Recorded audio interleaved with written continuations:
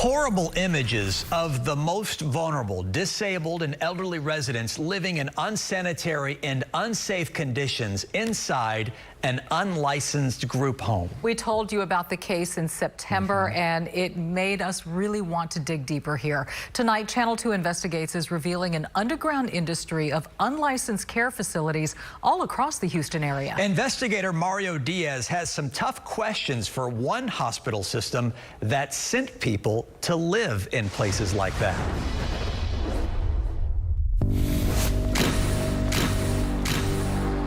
Dozens of elderly and disabled residents warehoused in southeast Harris County inside this unlicensed group home known as Caring Hands. All of it still haunting for Robert Watson, who suffers from multiple sclerosis. That was like the worst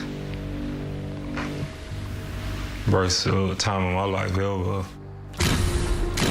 Carol Shelton Richardson, a man with a criminal past, cashing in on 2 unlicensed homes, according to Precinct 7 investigators.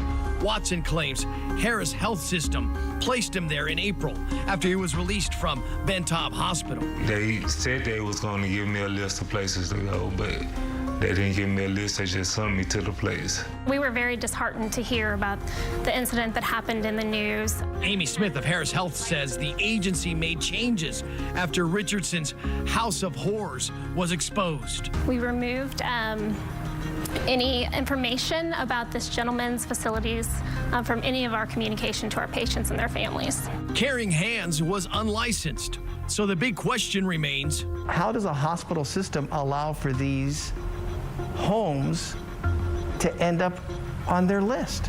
Right. So we definitely, the list that we have here is, the licensed facilities. However, there are personal care homes that do bring information. There's no checking on your end. Why?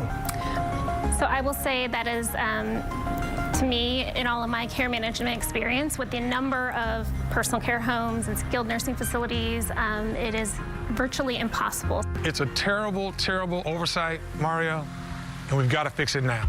State Senator Boris Miles says there are about 160 unlicensed group homes in Harris County, and there's no ordinance at the county level to stop it. In the city of Houston, group homes are listed as boarding home facilities. As of last week, 196 were registered, but more than 75 were missing a certificate of occupancy, as well as information about bed count and permit status. And are you guys licensed? Oh, yeah. Gotta be licensed. Channel 2 Investigates went undercover across the Houston area and found multiple operators missing a certificate of occupancy, despite telling us they were legal. Does that mean you guys are licensed to that? Or? Yes.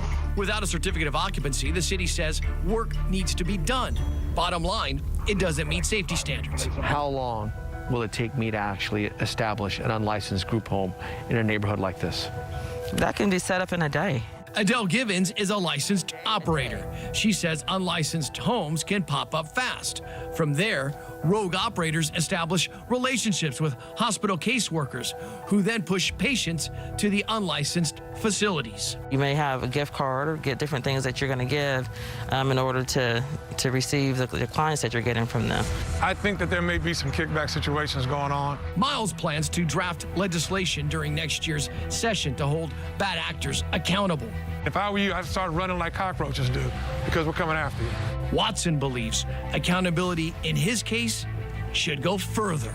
What is justice for you at the end of the day? Carl Richardson getting locked up and the hospital being held accountable for sending patients to that house. To ensure a loved one gets proper care in a safe environment, licensed operator Adele Givens says, ask key questions. What is the staff to resident ratio? What is the occupancy limit? Check the quality of the health care as well. Richardson remains under criminal investigation, which brings to question accountability. It's not just about the facility operators.